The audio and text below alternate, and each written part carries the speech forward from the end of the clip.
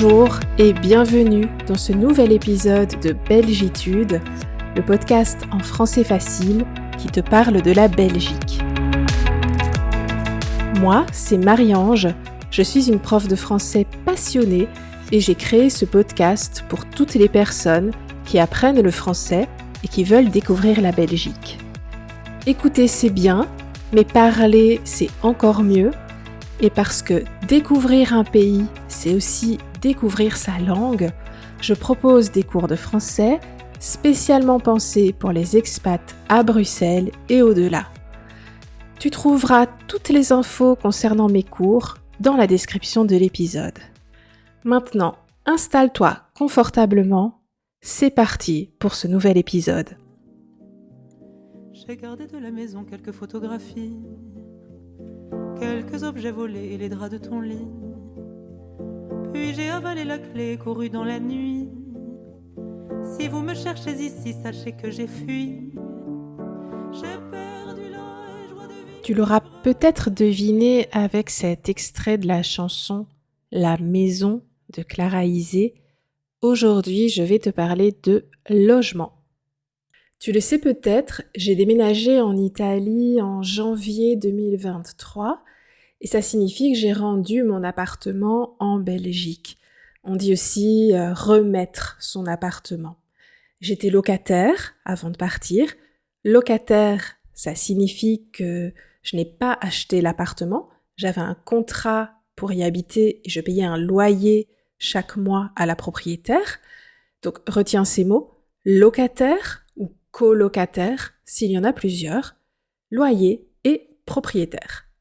Et pour la première fois de ma vie, à 36 ans, j'ai eu des problèmes avec mes propriétaires. Je ne vais pas entrer en détail, évidemment, mais on aurait pu aller en justice suite à des manquements des propriétaires. Et cette expérience a été assez difficile pour moi. C'était difficile de tout comprendre, d'être sûre de mes droits.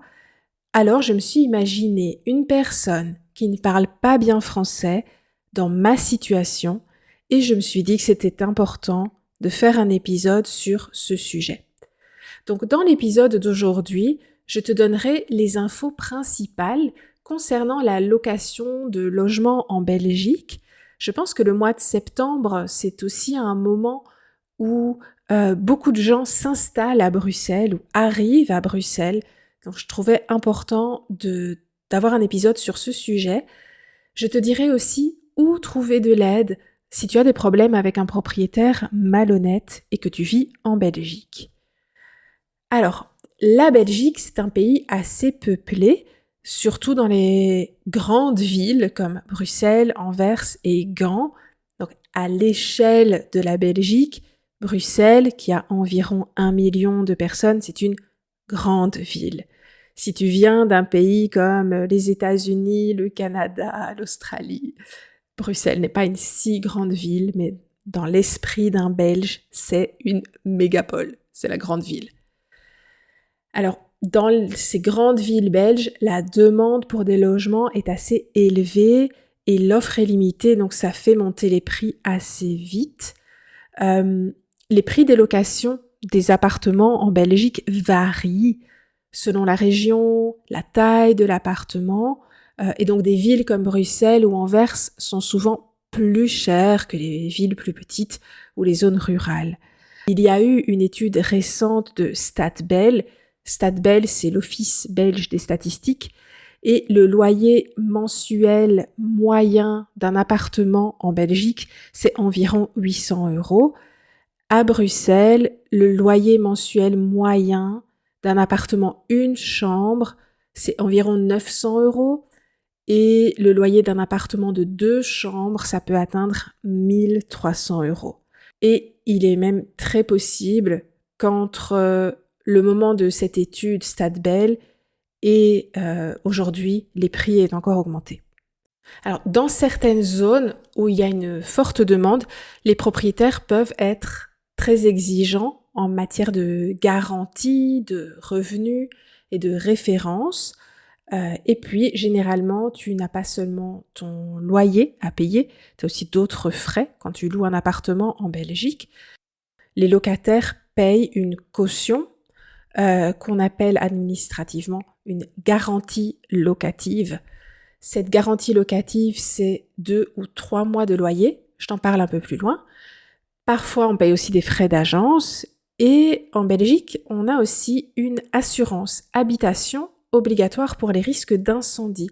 C'est vraiment une obligation, ça n'existe pas dans tous les pays. En Belgique, tu dois, en tant que locataire, avoir une assurance incendie. Alors, à Bruxelles, il y a beaucoup d'options de colocation.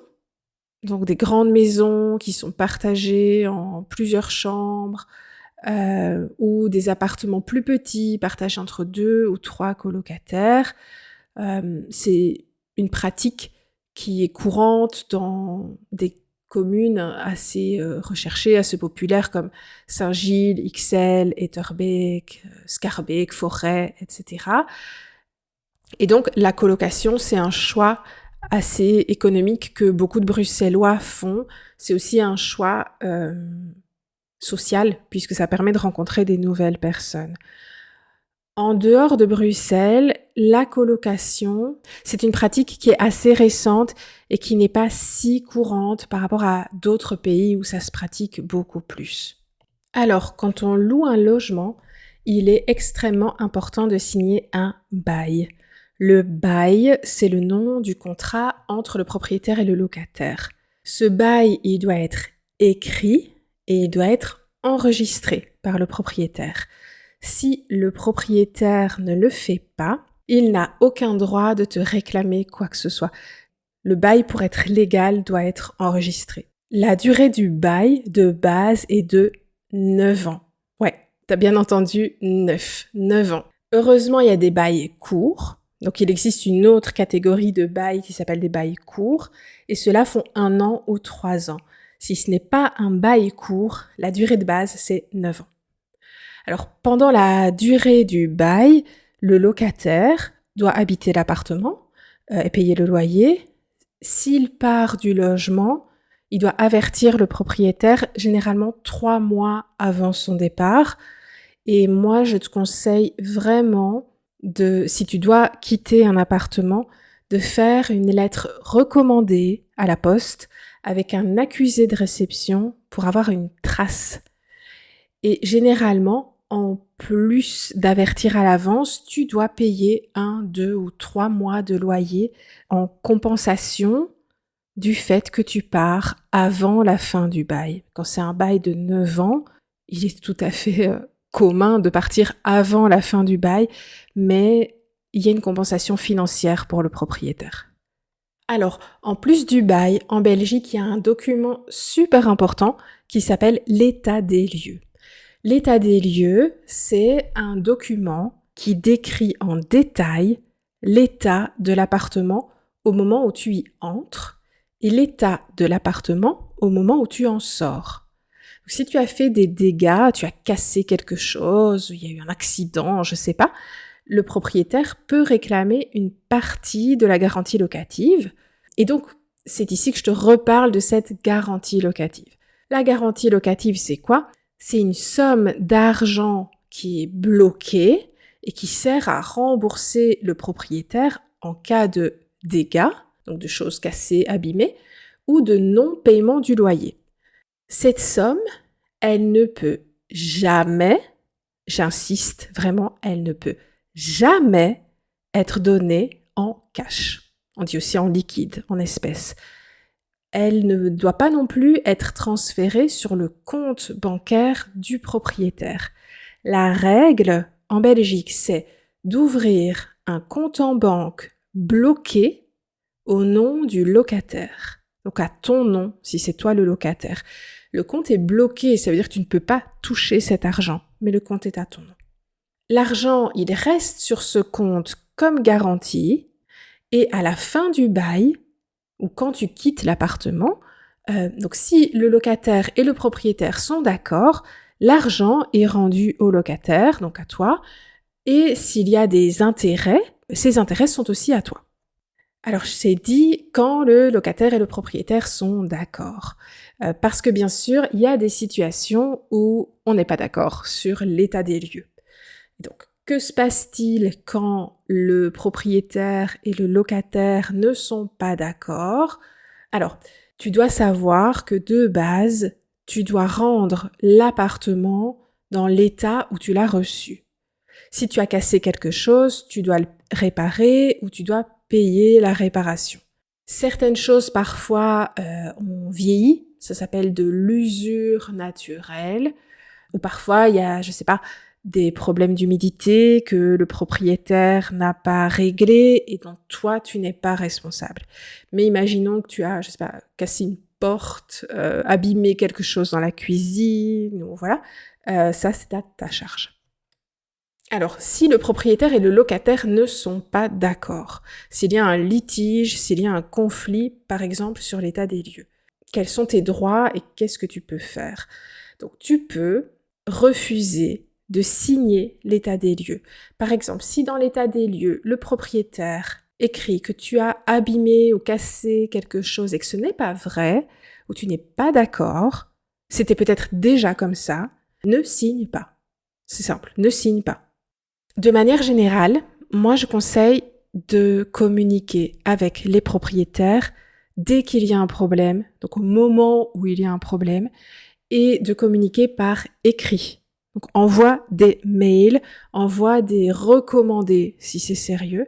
C'est administratif, mais tu peux prouver ce que tu as fait et à quelle date. Et ça peut vraiment te sauver, je parle par expérience, parce que si tu téléphones, tu ne peux pas prouver ce que tu as dit comme tu pourrais le faire avec un mail. Et puis généralement, quand on est dans une langue étrangère, écrire un mail, c'est parfois plus facile que parler au téléphone. Donc vraiment, écris en cas de problème. Imaginons qu'avec le propriétaire, vous êtes en désaccord et que aucun accord n'est possible. Vous n'arrivez pas à vous mettre d'accord, le problème reste. Dans ce cas-là, il y a la possibilité de demander une médiation, par exemple au service de la ville de Bruxelles. Donc, il y a un service de médiation de la ville de Bruxelles ou en justice de paix située en Wallonie. La médiation ou la justice de paix, c'est quelqu'un d'une institution officielle qui va trancher, décider et faire en sorte de trouver un accord entre les deux parties. Si la médiation ne fonctionne pas, évidemment, on peut aller jusqu'à déposer une plainte en justice, dans une typologie de la justice qu'on appelle la justice de paix, et avoir recours à un avocat. Tu vas peut-être me dire, oui, mais si je ne sais pas si j'ai raison ou pas, si je ne sais pas quels sont mes droits, comment je fais? Alors, moi, c'est un peu le cas que j'ai vécu avec mon appartement en Belgique quand je l'ai quitté. Je pensais avoir raison, mais j'étais pas sûre. Et les propriétaires me disaient que j'avais tort, que c'était faux. En Belgique, on a la chance d'avoir des associations.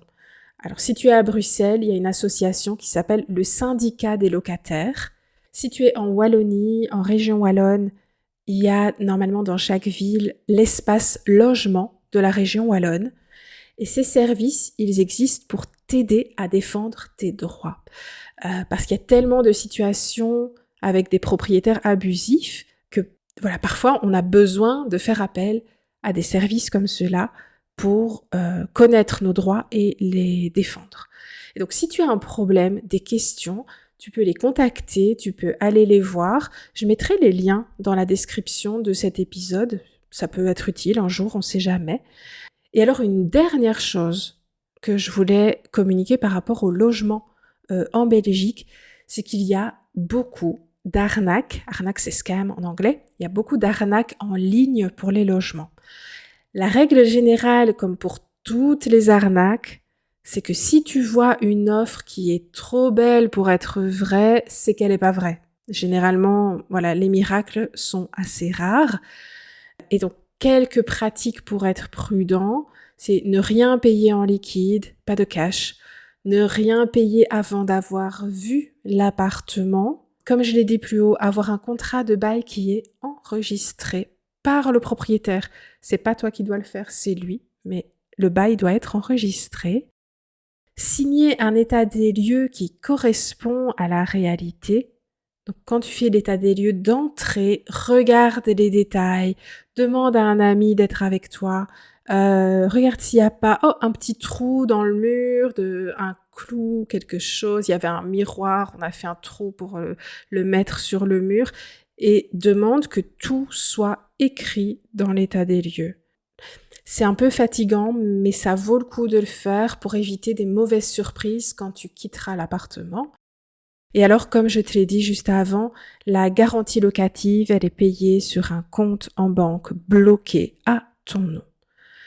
Voilà, c'était un épisode un peu administratif, pas très fun, mais j'espère que ces quelques conseils et que ma mauvaise expérience te seront utiles ou seront utiles à quelqu'un que tu connais. Donc voilà, j'avais vraiment envie de partager ça avec toi dans cet épisode. Je te remercie de m'avoir écouté et je te retrouve tout bientôt. Merci d'avoir écouté Belgitude. Si cet épisode t'a plu, pense à t'abonner pour ne rien manquer, à partager le podcast autour de toi et surtout à me mettre 5 étoiles sur Spotify. Tu retrouveras très bientôt la transcription de cet épisode sur mon site et nous, on se retrouve dans le prochain épisode. À bientôt!